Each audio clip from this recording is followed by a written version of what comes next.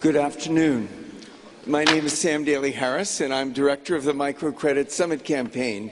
It's sometimes said that I'm a good organizer. Obviously, planning the closing session at the end of day 4 after the day-long courses was not the most brilliant piece of organizing, as a smaller segment of the summit stayed for the day-long courses. But welcome. We're delighted that you're here. Now, we're moving this closing session a half hour earlier because Professor Yunus has to rush to Madrid to fly to Paris to get to a high-level seminar tomorrow morning in Brussels with the European Union. And so, without further ado, allowing him to speak and give some concluding remarks and then make his way to the airport, it is a great honor to introduce my hero, and I do recommend everyone get a few heroes. My hero, Professor Muhammad Yunus, Nobel Peace Prize laureate and founder of Grameen Bank.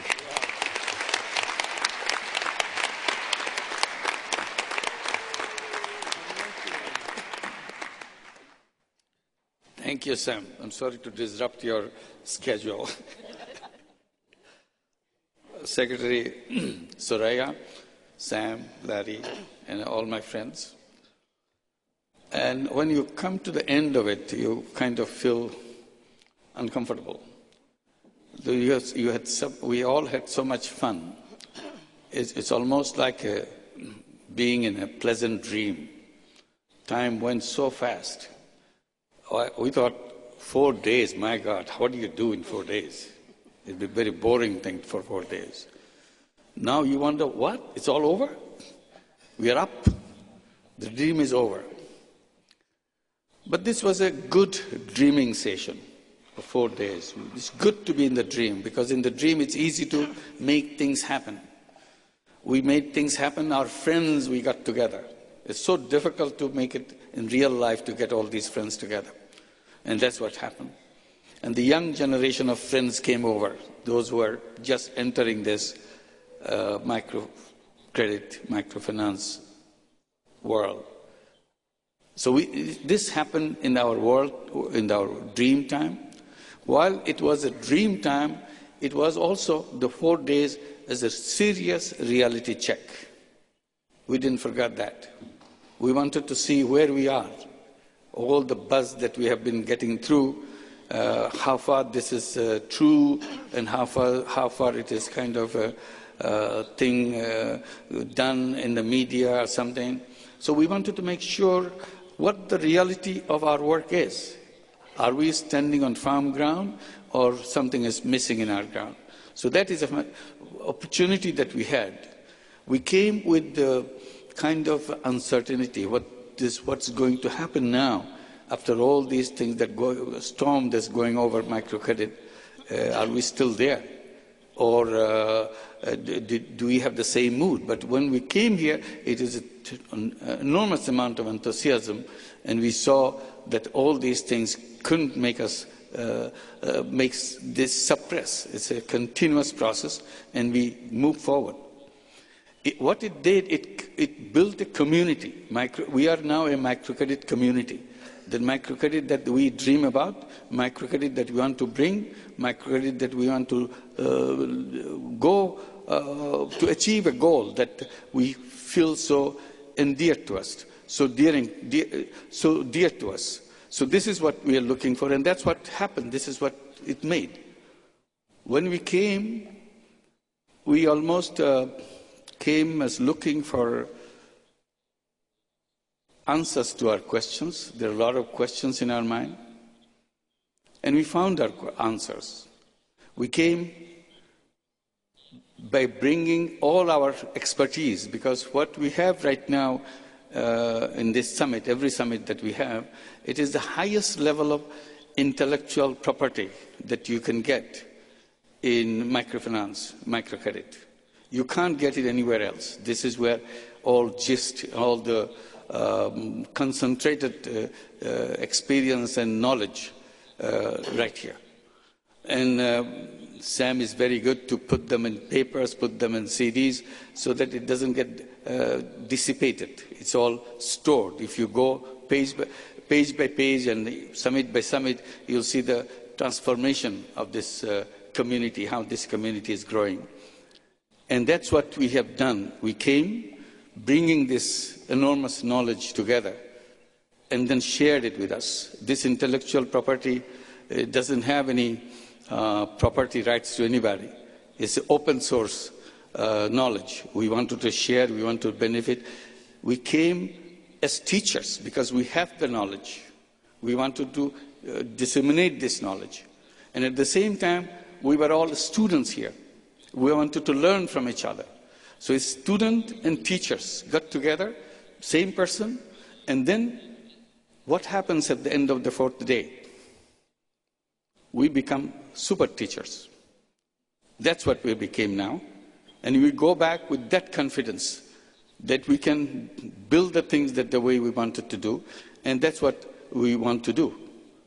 And I mentioned previously also in many occasions here that we are holding this summit at a time when the world is in a very gloomy mood.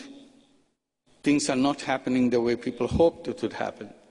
It's happening absolutely the other way, making people depressed. In this depression, in this ocean of gloom, we present to the world islands of hope.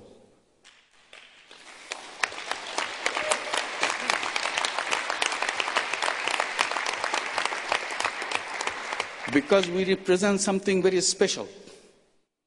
While the world is suffering because of the obsessive pursuit of profit, the obsession that we have, the world has created for the money, we are a departure from that. Our community is not running for money. Our community is running for making a difference in the lives of the people who are deprived, who are rejected.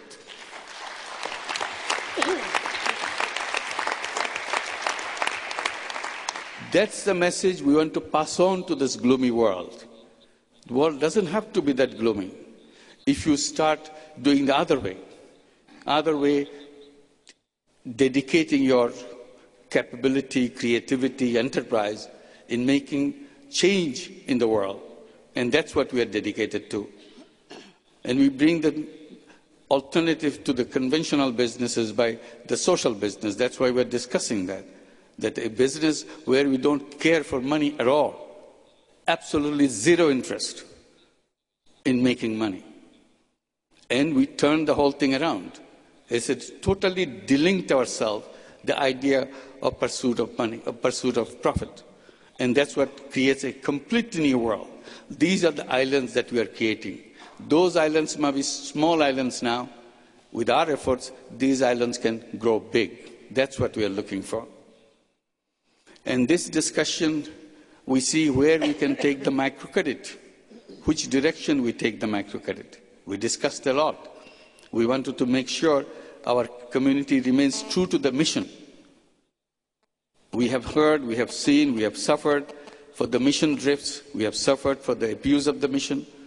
Now we want to make sure we stay on course, we stay on the mission. This is what we are, and that's what we stand tall. That we don't hesitate to tell people we don't care for money.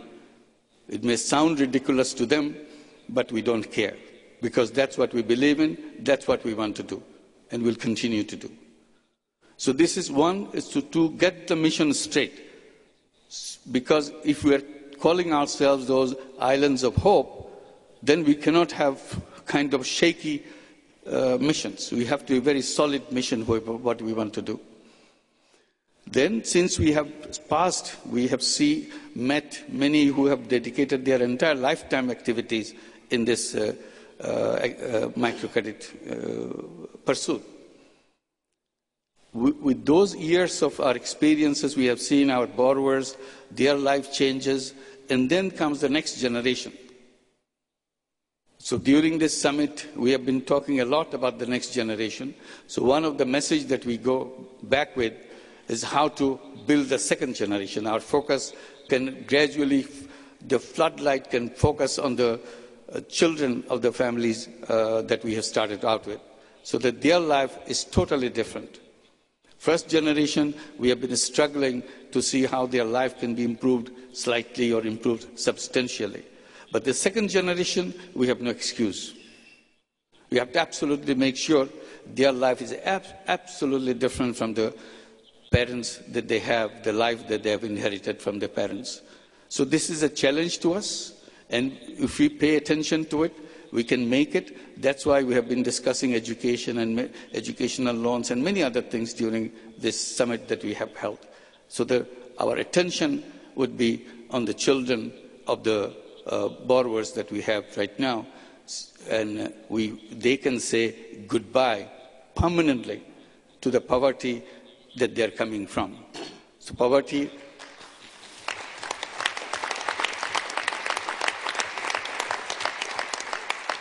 Our challenge is to make sure we don't have any traces of poverty in the second generation of the families that we work with. And we must see how we can do that. These are young generation, they're fast, very quick to absorb things. If we know how to deal with them, how to deliver to them, they will make a big difference. So this is one of the commitments that we go back with. Another commitment that we go back with is the Millennium Development Goals. Our next summit will be in 2016, after the Millennium Development Goal target is over in 2015, so that we can review what we have achieved during this period, because this is the commitment we made. We want to make sure we can achieve those Millennium Development Goals. So 2016 will be our exam day. We'll be sitting in the exam hall to see what the results are now. We have going through this. The final results will be published in 2016. See what we have done, what we have achieved, and we want to, again, feel wonderful that we have achieved the targets that we have imposed on ourselves. Nobody from outside gave it to us. We created the objective for ourselves. We want to make it happen and continue with that. So this is our challenge. We want to continue with that, with MDG goals, Millennium Development Goals to be achieved, and we feel very happy with each country that we represent, that we have done something that we should be proud of. We can tell our next generation that this was a challenge that we took and we performed gloriously. We came out of it. While we work for Millennium Development Goals, one of the suggestions that I will make, can we start building the pieces for the Millennium Development Goal Phase 2, because it will be over by 2015, but we should get ready what after 2015? Unless we start this preparation now, we will not make it. I'm sure United Nations will be doing their job. Hopefully, they will come up with a draft very soon so that we know what they're thinking. But we want to put our thinking too.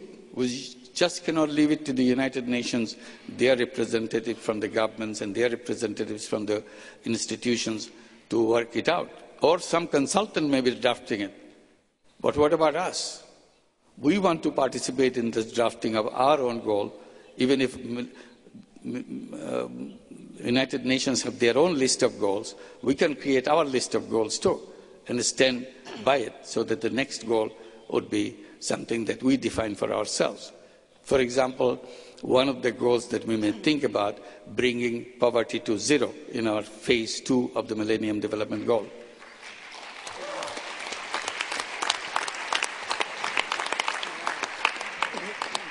And it has a very simple logic. It's not something kind of a crazy idea that you throw in. The simple logic is, if we have succeeded in bringing poverty by, reduce poverty by half by 2015, somewhere along the line, we should be finding a date when it will come to zero. Why don't we fix a date ahead of that actual event taking place, so that it is not something automatically happen, which takes a lot of time to make it happen? Why don't we set that goal ourselves and make sure we achieve that goal by that date? And one of the date I suggest in Bangladesh is 2030. I said by 2030, Bangladesh should achieve a zero poverty level, that nobody in Bangladesh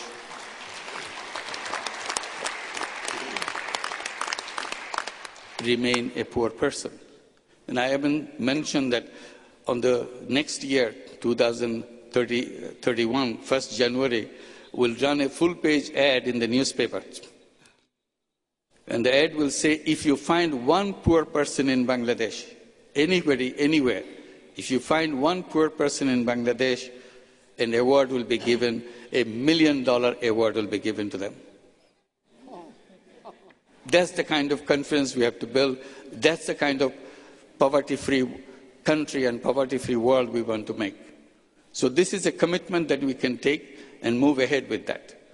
So this gathering has created enormous amount of energy, and beyond that, it has created a very robust microcredit community. And before I leave, I want to thank Sam, and I want to give him a big applause all together for building this community.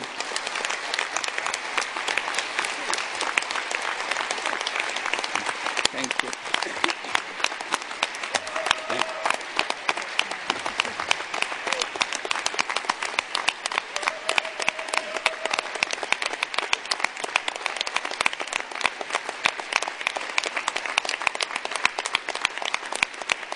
Thank you, Sam. Thank you. Sam, you have built this community. You build a crazy community. You'll suffer for it. But this crazy community will keep on moving, keep on going, will not forget our mission, will stay on course. That's what we do. Thank you so much.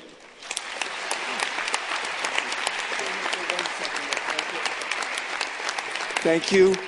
I just want to say Professor Yunus is going to make his way to the airport, but I wish he could say, because I'm going to give my remarks right now, and I end with a Muhammad Yunus quote, and then he could stay and see if I got it right.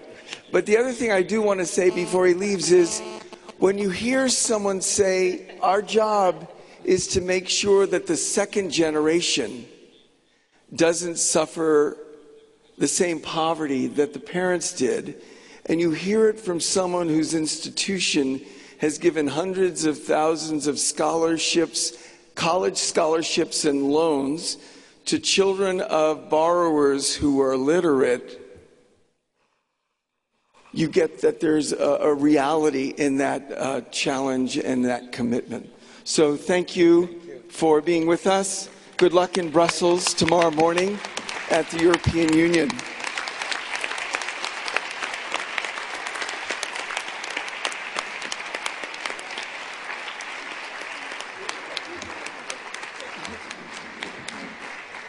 So actually, in my remarks, I really want to give a number of thank yous. And so if you could just bear with me when I do this. As you can imagine, a summit like this is not possible without the work of many, many different people and institutions.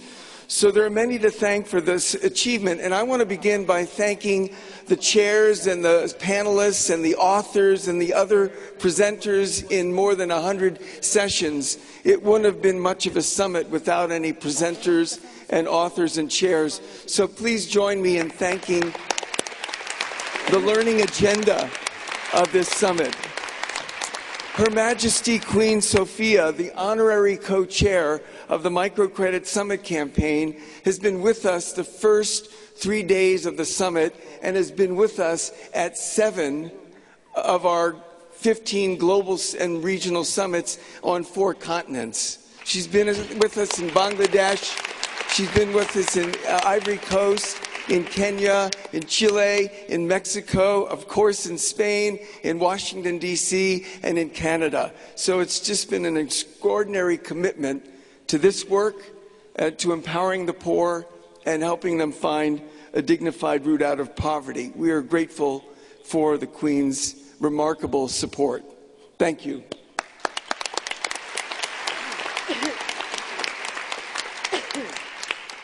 AICID and the government of Spain, the Junta of Castilla y León, the Ayuntamiento of Valladolid, the national government, the regional government, the city government, were extraordinary in their commitment to making this summit great.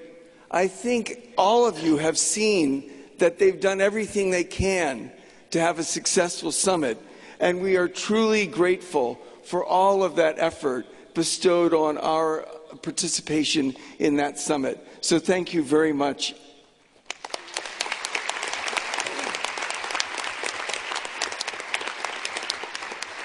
Another critical component of this summit is the funders. Their investment in the summit and in the commitment of the Microcredit Summit campaign is nothing short of inspiring. I had the opportunity to name each of the sponsors at the delegate reception Tuesday night, but let me mention the top two sponsors again. AICI, the Spanish Agency for International Cooperation, and City Foundation have been remarkable in their support. To them and to all of the other funders, we offer our profound gratitude. Thank you to our sponsors.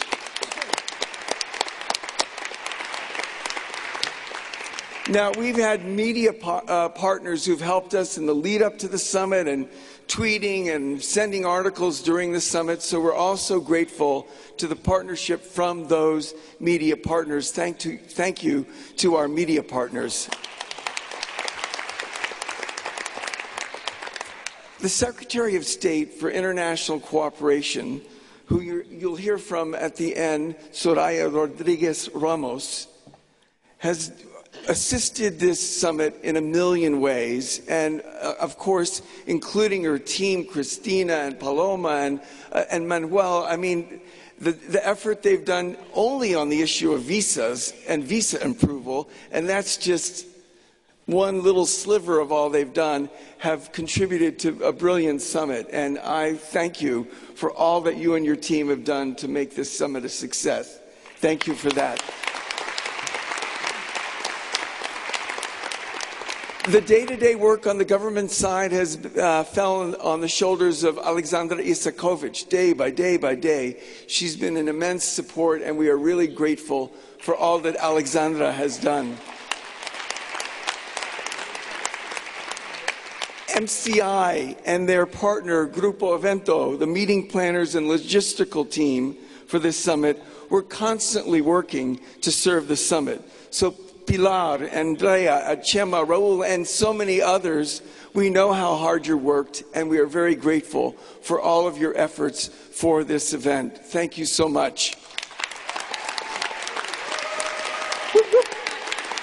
Now, there were hundreds of volunteers, many of whom never made it to Valladolid. They were at the airport greeting you at Terminal 1 and 2 and Terminal 4 as you came in to get you on the right bus to Valladolid. We're just really grateful for the hundreds of volunteers, both in and outside of this venue. There they are, waving their little vests. Thank you, and there are many more all over.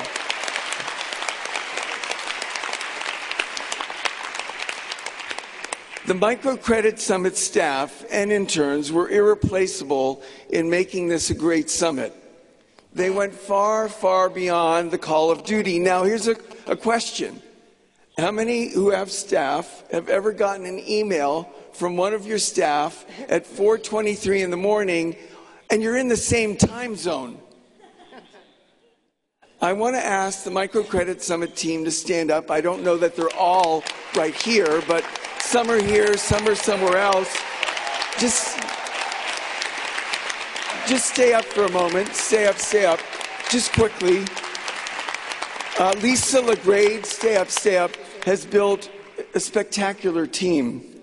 And the team consists of Jesse Marsden, Fabiola Diaz, Sabina Rogers, Anna Owimbo, Camille Rivera, Sue Casey, Sochi Sanchez, Camila Rodriguez Campo, Dalia Palchik, Christopher Booty, Jen Gessa, Litel Shair, Dan Hennick, Laura Lalind, Aisha Datwani, and DSK Rao, our Asia Director. What a fabulous, fabulous team. Congratulations and thank you. Thank you. Now, someone I left off the team is Larry Reed. And so I really want to offer my gratitude to Larry for taking the helm of the Microcredit Summit campaign beginning in January. I believe the campaign is in great hands, and I offer my full support in the months and years to come. Thank you for taking the helm of the campaign, Larry. Woo.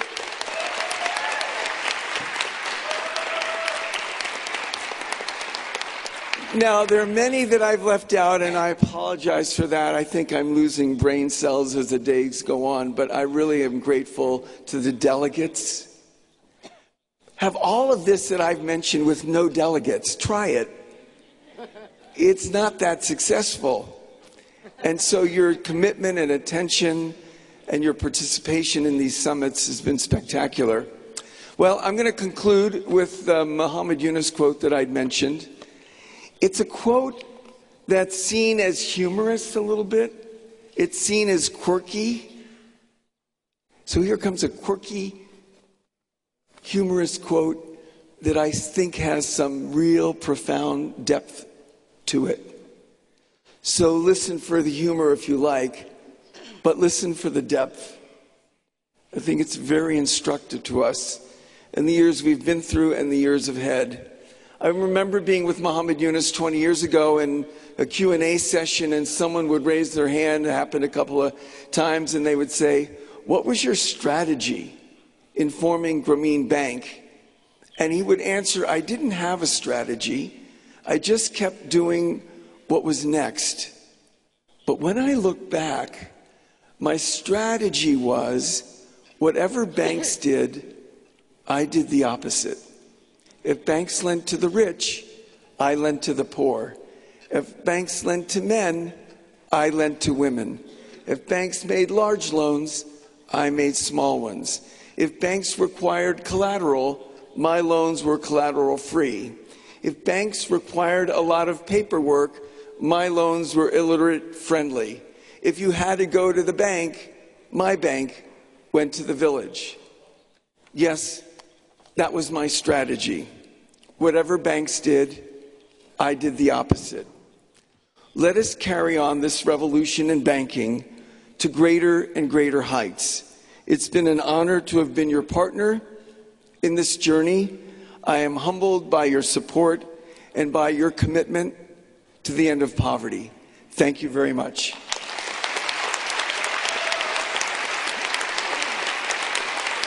Thank you.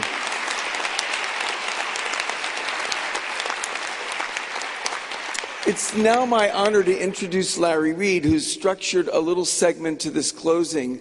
I think that gives homage to other initiatives that the campaign is partnering with and a glimpse of some of the future of the campaign. Please welcome Larry Reed, incoming director, Microcredit Summit Campaign.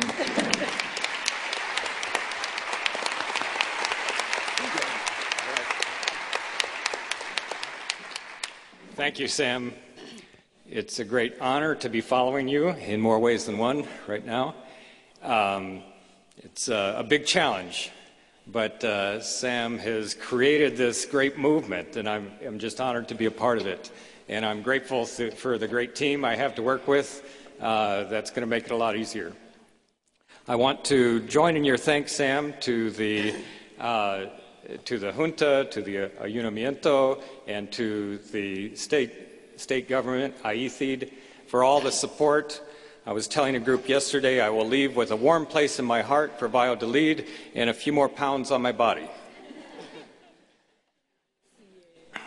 In this last session, I want to pick up the challenge that Dave Ellis gave us in a session a day ago, looking forward 7 generations, but also to do that, looking back at least 7 generations. So I'm going to start by looking back. Muhammad Yunus is known appropriately as the father of microfinance, but microfinance also has some ancestors. And it's important to learn from our ancestors, from what happened to them, both good and bad. Now, in my research, the earliest microfinance program I can find in the world is the Buddhist temple loan system of 400 AD in China. But I'm not going to talk about that one today. I want to talk about another one, and that is a program developed by the Franciscans in Italy in the Middle Ages, started in Perugia, Italy. And they were concerned about the problem of poor people having financial emergencies and then becoming slaves to the moneylenders. They would have to pay such high interest rates that they couldn't pay back the loans. And so the Franciscans developed this system called a Monte Pietati, a fund of mercy, which was used to lend to poor people. Now, they were smart enough to know that if they lended it out, they had to get the money back with enough to cover the cost of delivering the service. But at that time, the Catholic Church didn't allow the charging of interest.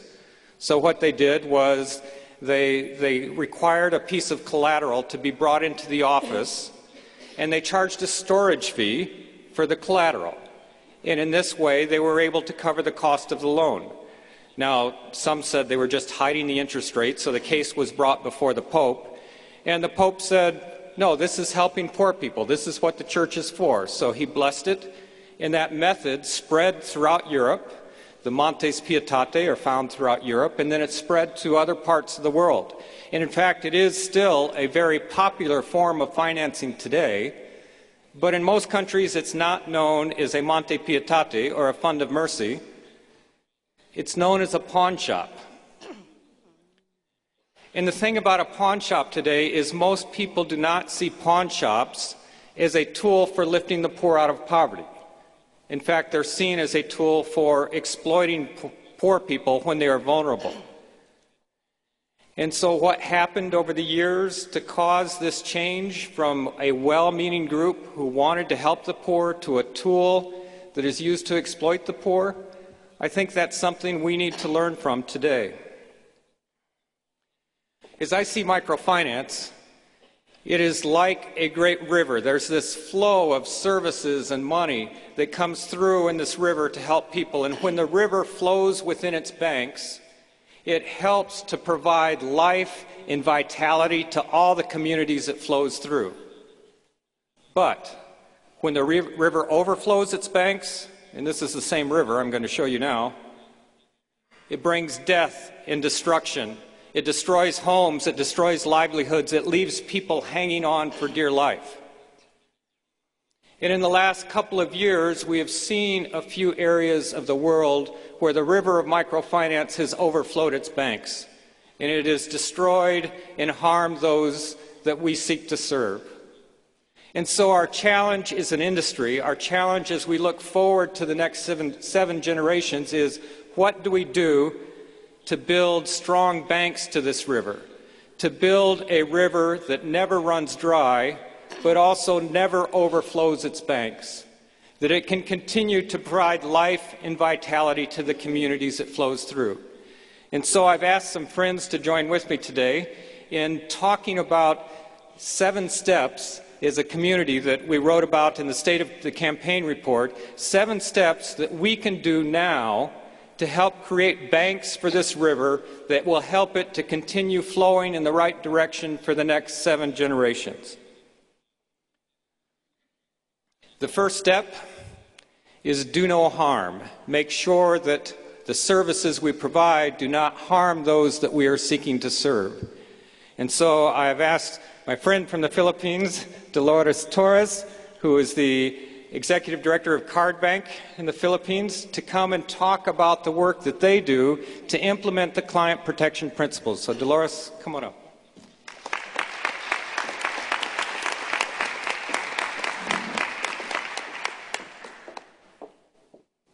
Thank you, Larry. Good afternoon, everyone, or good evening. I am from CARD, and CARD started as a small NGO in the Philippines in 1986. So we are now on the 25th year, and from day one that we formed CARD, we promised ourselves that we will protect the interests of the clients. As a major step towards that, we involve them in owning the microfinance institutions that we are establishing. Today we have 10 institutions in the Philippines. We have 1.6 million members. Most of the institutions that we have built, like Card Bank, which is a microfinance-oriented bank, is 35% owned by the clients, which means our members who are poor women, landless in the Philippines, when they have proven qualified, when they have been with us for 3 years, for at least 3 years, and they have performed well in repayment rates, they can buy shares of stocks. As a return, they get a guaranteed dividends of 8% a year. But if the bank is performing really well, we return the interest that they have paid, called refund of interest. For the last many years, we have been refunding the interest of the member stockholders. Just to give you an example, last year, aside from the 8% dividends, they got 16% rebate. So all in all, they got 24% the return from their stock holdings at Card Bank. Some of them approached me when we were distributing dividends. They said, I have been making a list of the dividends you have paid me, and I have long recovered the amount that is in the bank, and you are still giving us money. I don't want Card Bank to incur losses. That means when we protect the clients, they are also concerned of what will happen to the MFI. Another institution that we have built is the Card MBA, and it is 100% owned by the clients. It's a mutual benefit association. It is accumulating premiums every week, the cheapest in the Philippines, but it is owned by the clients. In the Philippines right now, the Card MBA that we have established has 21% share of the total insured Filipinos in the Philippines. Ownership has been, we believe, is the best step towards bringing the poor women, the poor people out of poverty, because we don't just provide them with access, but we provide them with ownership. We are very transparent in whatever we do, and we believe also, as Professor Yunus has strongly pointed out, we believe that the second generation must not suffer the same sufferings that their parents have. As a major step towards that, Card encouraged the qualified sons and daughters of our clients to work with us. If they are not qualified and they showed us interest to work with us, we made them qualified. We do everything to provide them scholarships, to send them to get higher education so that they become qualified. Right now, at Card, we have almost 50% of our total staff of 6,600 who are sons and daughters of our clients. And because we do that, you imagine the dedication that these young people are showing to us, because they were born, reared, educated because of the Card loans. And so they proved to be very dedicated and very committed staff. And we are dedicated and we are committed to pursue that.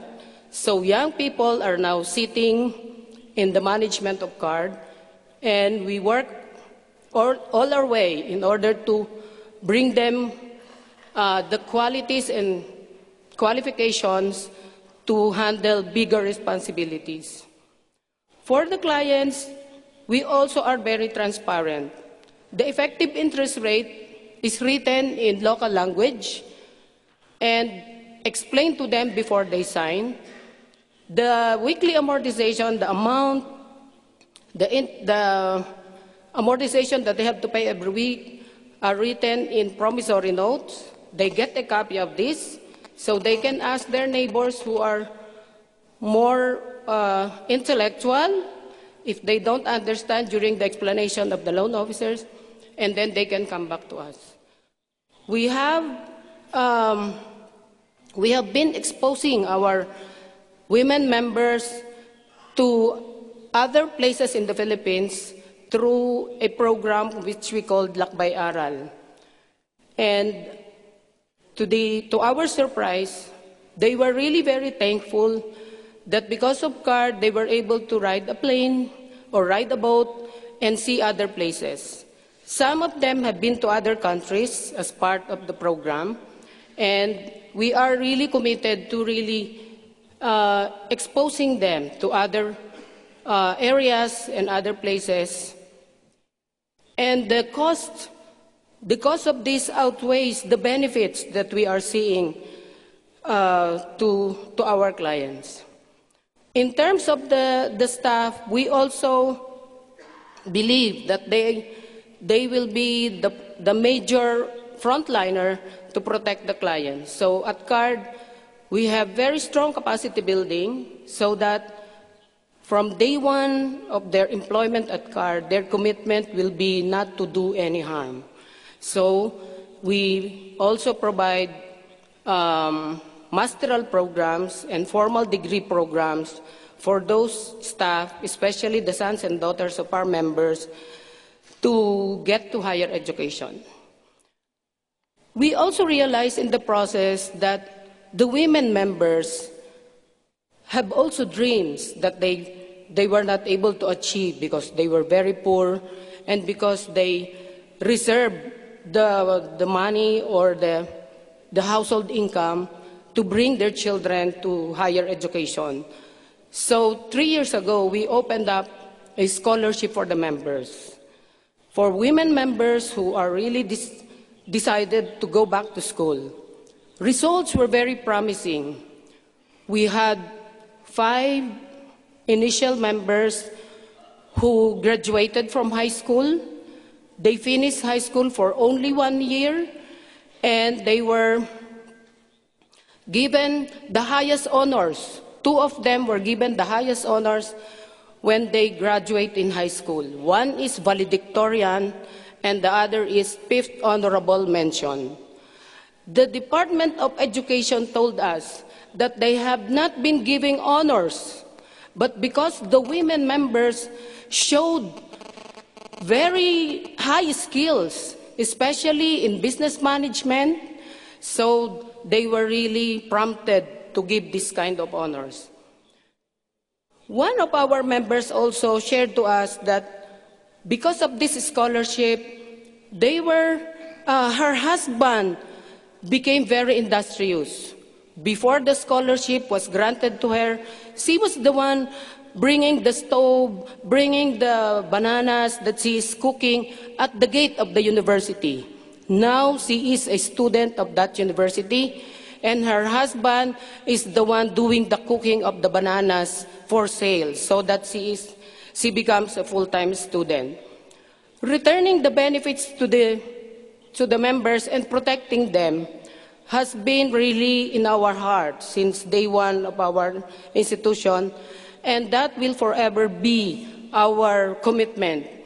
From our founding chairman down to our utility men and security guards, that is a commitment that we would like to pursue, and we hope that the second generation will also do that. That's why we are really intensively training them in order for them to continue the organization. When we retire, they will continue with the sets of values and culture that we have started in order to really protect and do no harm to the clients. Thank you very much.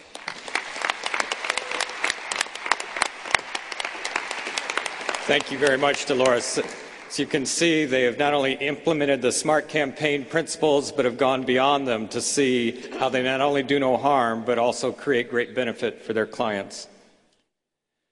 The next step we talk about is know your client. To know your client's needs, to know how the services are benefiting or not benefiting your clients is an important step. And we had workshops in this session on knowing your clients better.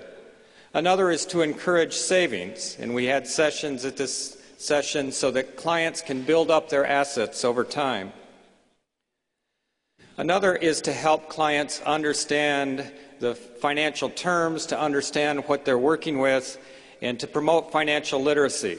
And I'd like to introduce Dr. Cecilia del Castillo, the Executive Director of the Negros Women for Tomorrow Foundation, who is doing an excellent job in this area of educating clients and providing them with financial education. Thank you for joining us, Dr. Castillo.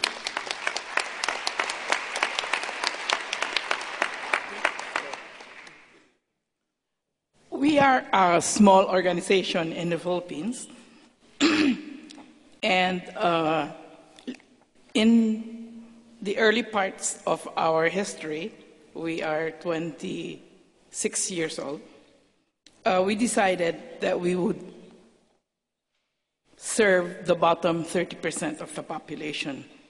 And in 2006, we used the PPI to identify our clients.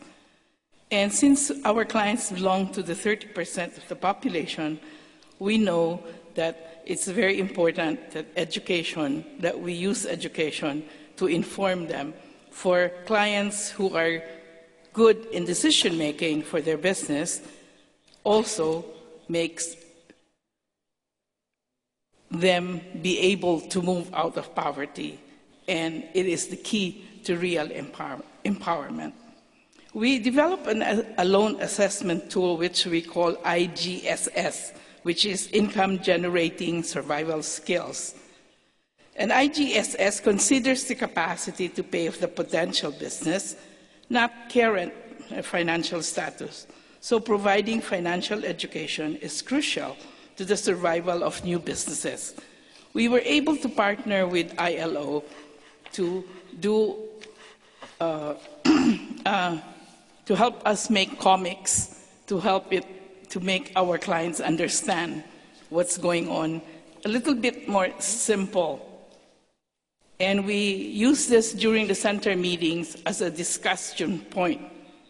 We also have a financial education training, which we were able to get from help from GFUSA, and we got this from CT, from Foundation,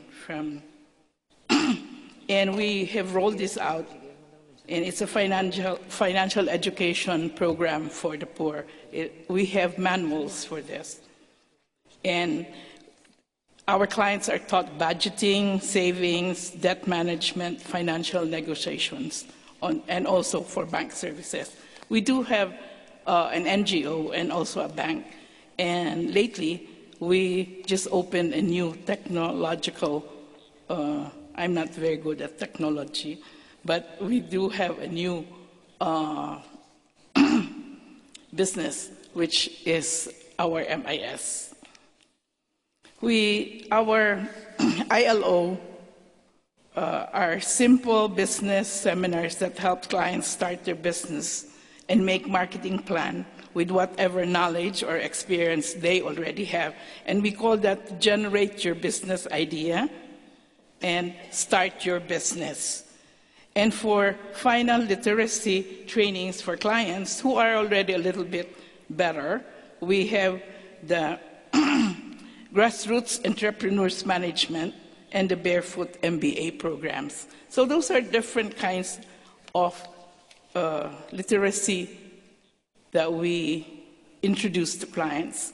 And lately, we have started our Dunganon market. Dunganon is a term that means honorable, and we showcase all of our clients' products. And we hold this every quarter of the year. Thank you.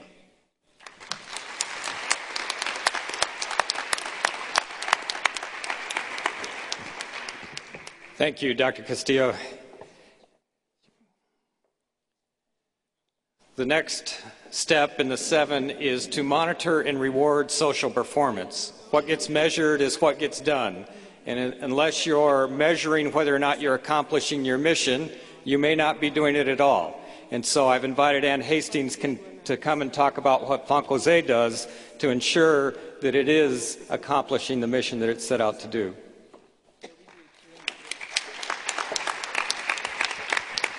Good afternoon, delegates and colleagues. It's really nice to be here.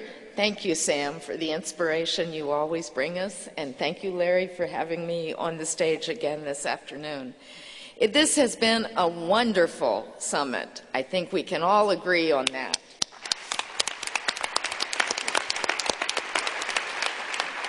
I'm not going to take much of your time this afternoon, but I did want to tell you a little bit about our approach to monitoring and managing the social performance of our institution.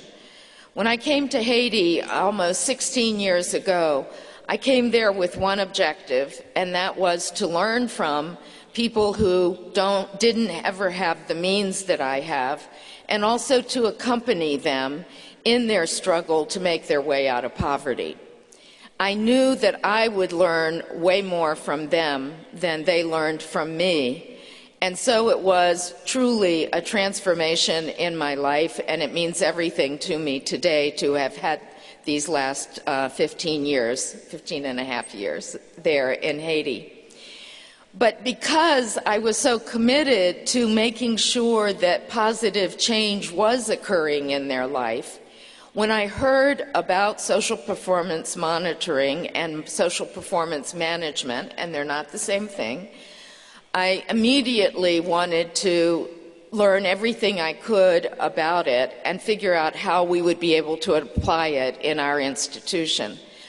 I was very fortunate to have the leadership of Anton Simanowicz in a global learning program that Impact put on, and also the knowledge of all the other MFIs that were with me in that program, and also the Grameen Foundation, who agreed to do a PPI, to develop the PPI for Haiti at a very early stage and help us to learn exactly how best to use it.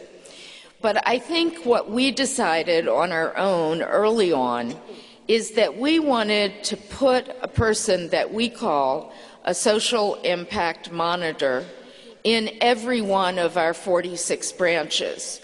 We wanted a permanent connection to listen to the voice of our client and to measure, to the extent that we could, the impact that we were having in their lives.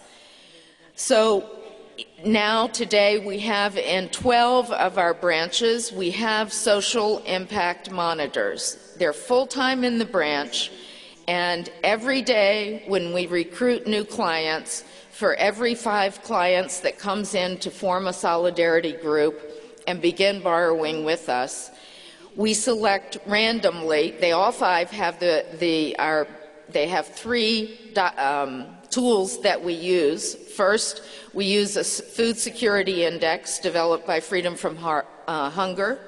Secondly, we use our own poverty scorecard that we had been using before the time the PPI was developed. It still gives us a richness of information that the PPI doesn't give us, which is why we decided to keep it. And then the PPI is actually embedded inside that poverty scorecard.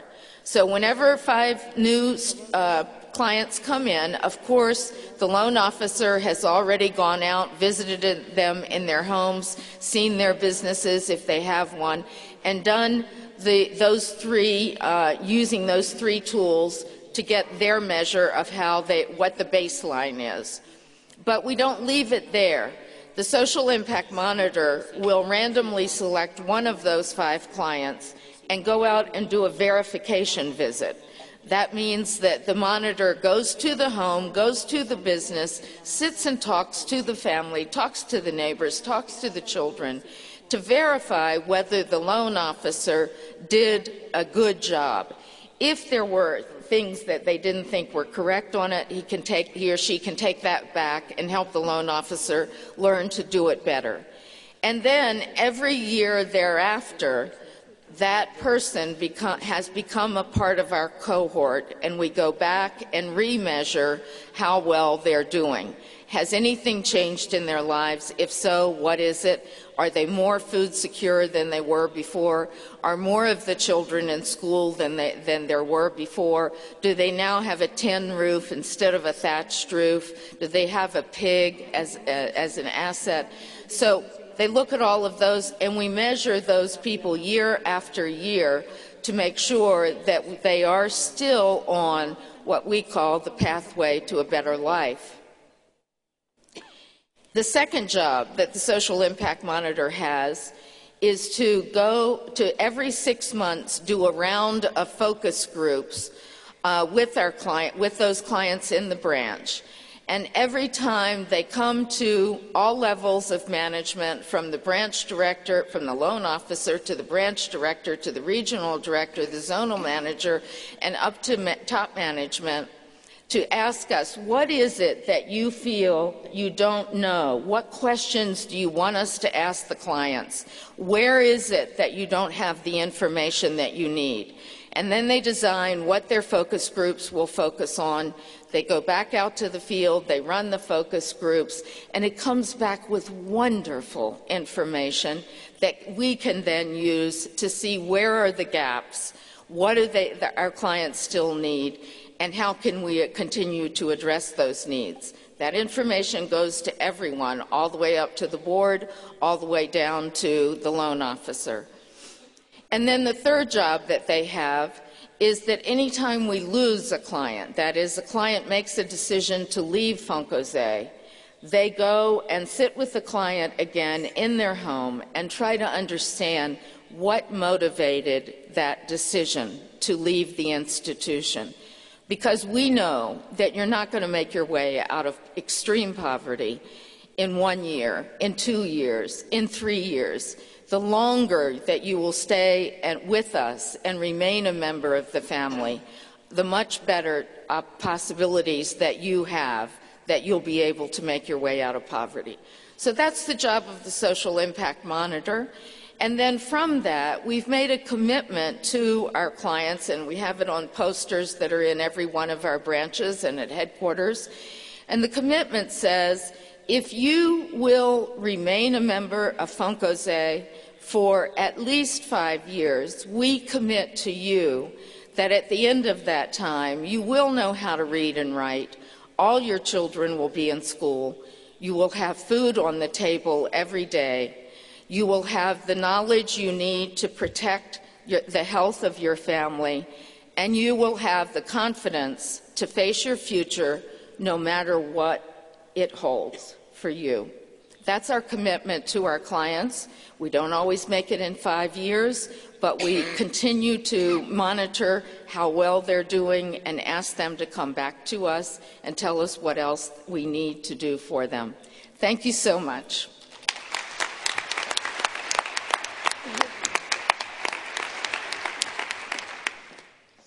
Thank you, Ann, for showing us how a commitment to a mission is followed through with real data, and data that gets used by the whole organization. The last two steps are be transformative and recognize excellence. And I'm going to talk a little bit more about these.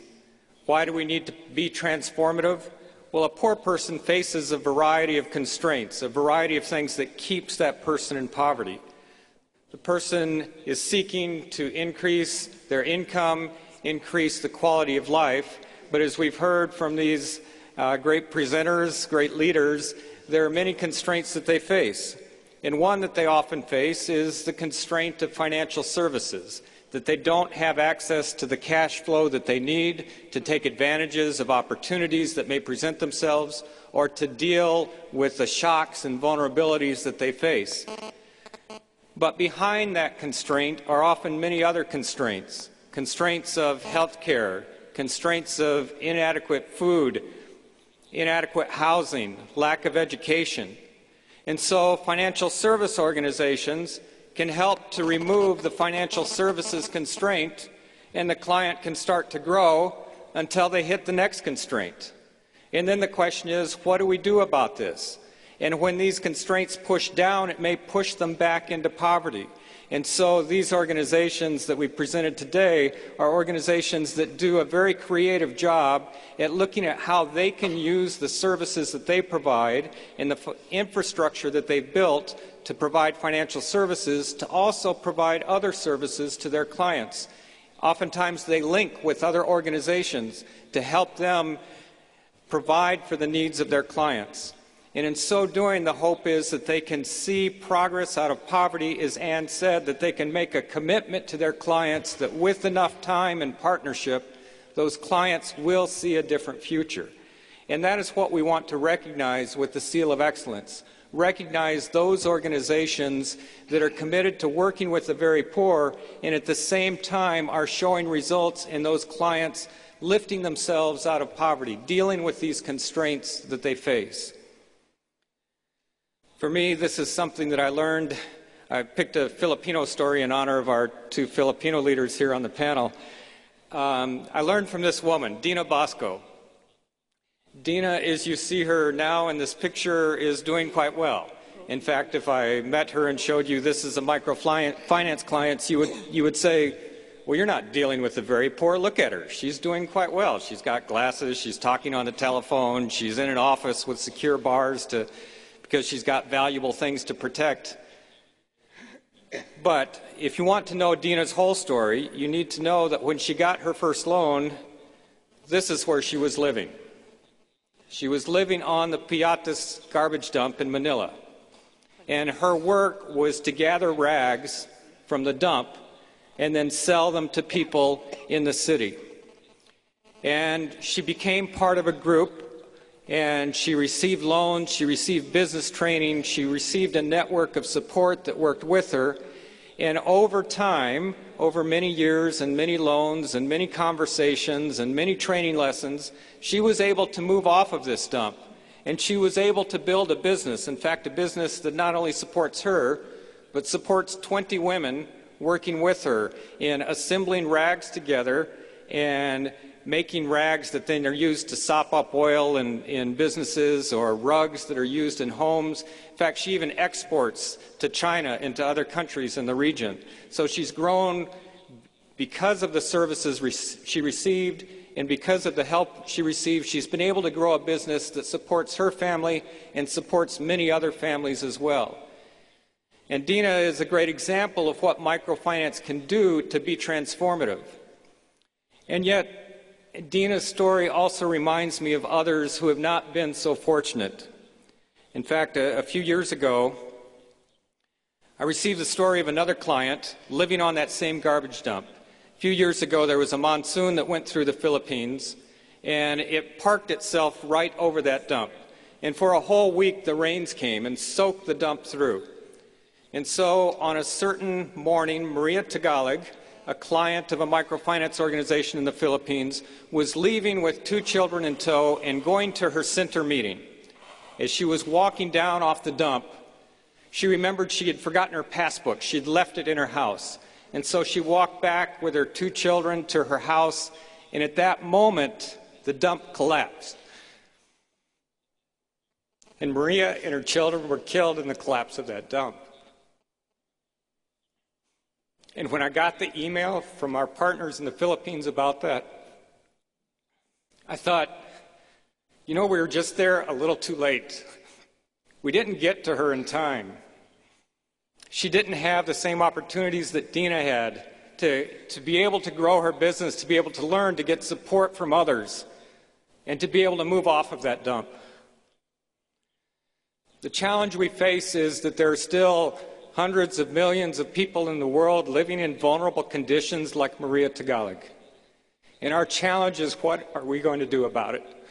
How are we going to move these people off of these vulnerable conditions and help them lift themselves out of poverty? We have the tools now. You've heard the tools that people use. So what are we going to do to take up that challenge?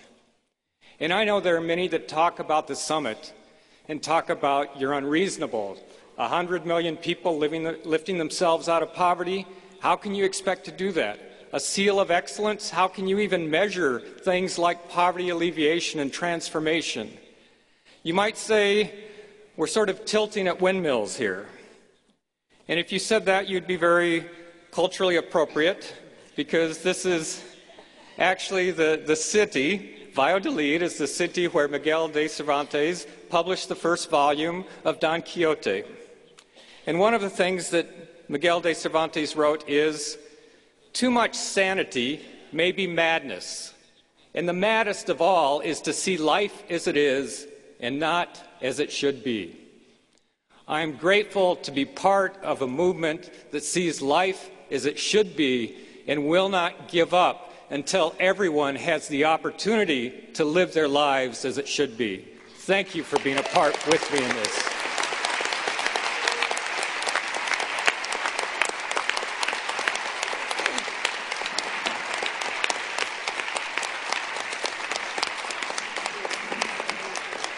Thank you, Larry. Beautiful. Now we're going to hear our final two speakers, representative from the federal government and representative from the city of Valladolid. It's my honor, sad to say for the last time, I think, to introduce Soraya Rodriguez Ramos, Secretary of State for International Cooperation for the government of Spain. Please welcome Soraya Rodriguez Ramos. Buenas tardes a todos y a todas, ya en esta sesión de clausura de la cumbre, de la quinta cumbre mundial del microcrédito. Ocupé este mismo atril en la sesión inaugural y tengo que decirles que estaba muy nerviosa porque iniciábamos una cumbre en la que todo tenía que salir bien, por dos razones. Estábamos en mi país, en España, la primera cumbre que se celebraba en Europa, y en mi ciudad, en Valladolid.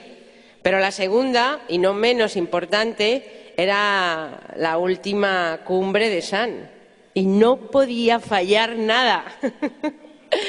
Ha sido, SAN, una satisfacción y un honor para mí poder haber estado trabajando contigo en esta, tu última cumbre, que yo creo ha puesto de manifiesto el trabajo que has ido construyendo cumbre mundial tras encuentro regional. Ahora ya estoy mucho más relajada, ya el Congreso, la cumbre toca a su fin. Creo que en general comparto con la mayoría de los delegados un alto grado de satisfacción por cómo se ha ido desarrollando la misma. Los niveles de debates en estos más de 100 talleres creo que realmente han cubierto las expectativas con las que todos habíamos llegado aquí, agentes de grandes fundaciones, de pequeñas ONGs que trabajan en el mundo del microcrédito, de las microfinanzas, beneficiarios de distintos países en desarrollo, en los que hemos tenido oportunidad de compartir y discutir con un alto nivel de autocrítica, creo que esto es importante, y reflexionar para poder seguir trabajando en el futuro con un instrumento en el que yo, cuando comencé a trabajar en cooperación, creía, pero según he ido desarrollando mi trabajo en política de cooperación al desarrollo, creo cada día más. Es un instrumento, no es el único instrumento para acabar con la pobreza. Es un instrumento que indudablemente tiene a veces grandes experiencias de éxito y a veces tiene grandes fallos. Con él solo no vamos a acabar con la pobreza compleja, con muchas causas en su origen, pero indudablemente tiene un gran potencial para luchar contra la exclusión y para cambiar la vida de mucha gente. Además, la filosofía que subyace en las microfinanzas y en el microcrédito, como muy bien dice Ingrid, a la que me encanta escuchar, es que efectivamente los pobres, los excluidos, no necesitan caridad ni asistencia, necesitan justicia y necesitan oportunidades.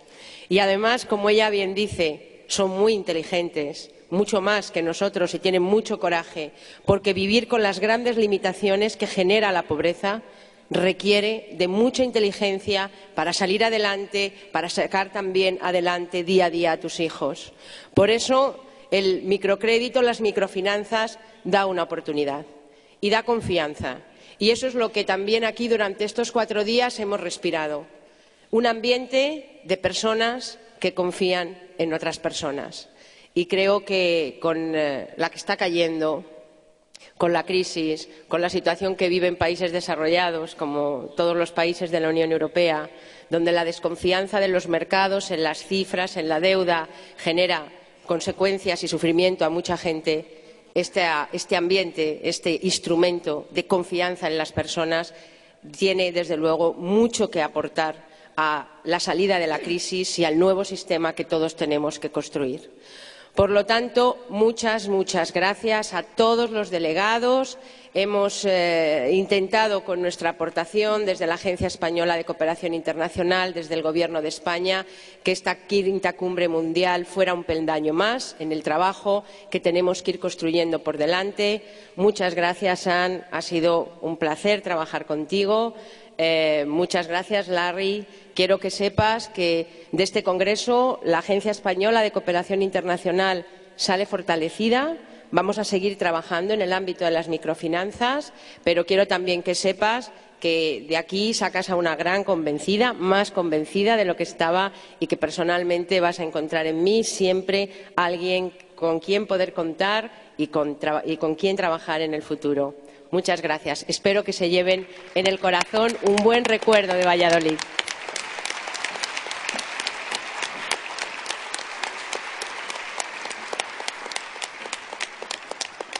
Thank you very much. Thank you so much. Please join me in welcoming the Deputy Mayor of Valladolid, Mercedes Cantalapiedra.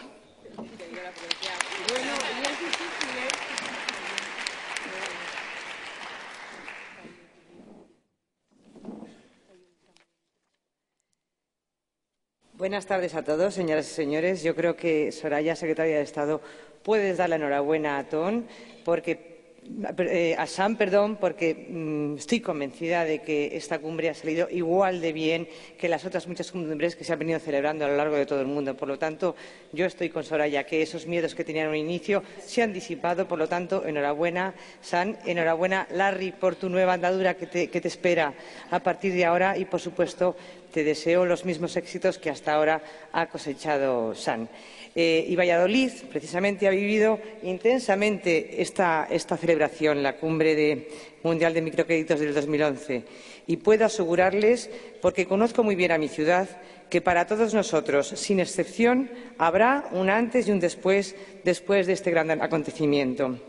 Sin perjuicio de la evaluación que minuciosamente y crítica vamos a llevar a partir de mañana, sobre todo lo que ha acontecido en Valladolid durante estos últimos días, me atrevo a decirles sin reservas que para nuestra ciudad podemos calificarla con un resultado excelente. Yo creo que era una prueba muy difícil para nuestra ciudad acoger una cumbre de estas características, y realmente nos sentimos orgullosos y pensamos que ha salido francamente bien. Estamos, por lo tanto, contentos y satisfechos del comportamiento, de las infraestructuras que tiene esta ciudad, de los servicios que se han habilitado para el desarrollo de esta cumbre.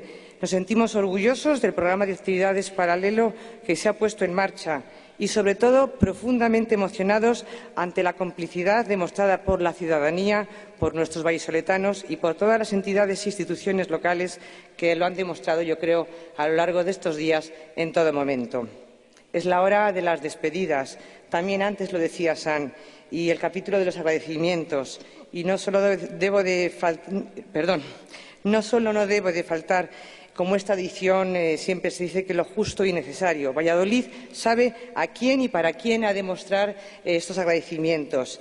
Y yo creo que hay que nombrar a políticos y funcionarios, a embajadores y al personal diplomático, a delegados de los diferentes países participantes, a los responsables de la campaña de la Cumbre del Microcrédito, al personal de organización, al voluntariado, a los profesionales de la comunicación, a los observadores especializados, a los cuerpos de seguridad, a gestores culturales, agentes de acción social y cooperación, intérpretes, traductores y un largo etcétera. Sam también lo decía, seguro que se nos queda alguno en el recuerdo, pero desde luego muchísimas gracias a todos. Gracias por el trabajo realizado, la dedicación, el tiempo, la tolerancia, la paciencia, el empeño, la generosidad, la complicidad y, por supuesto, la confianza que han depositado en Valladolid como sede para realizar esta cumbre. La experiencia ha sido, créanme, maravillosa, y nada más me satisfaría que constatar un balance positivo y esperanzador de quienes han seguido en primera línea de trabajo el desarrollo en las maratonianas sesiones de esta cumbre.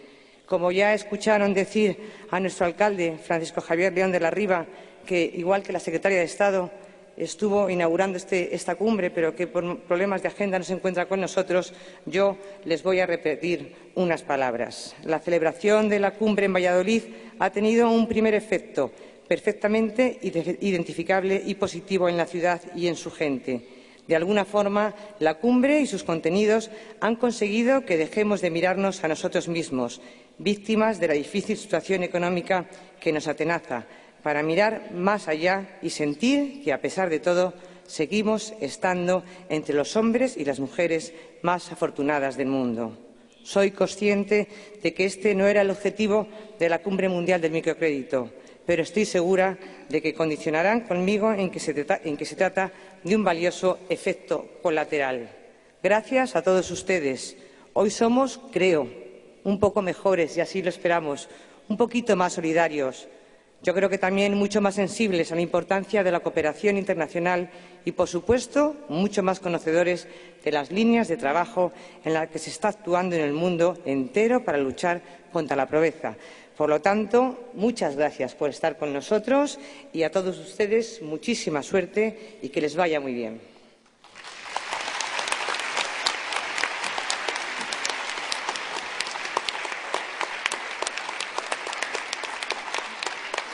Before I call this summit adjourned, let me remind you to please leave your evaluation forms, perhaps with one of the volunteers up at the top, or are we ready to collect them up there? Perfecto. So please leave your evaluation forms before you go. Take a moment to complete them if you need to. I declare this summit adjourned. Thank you very much. Muchas gracias. Thank you.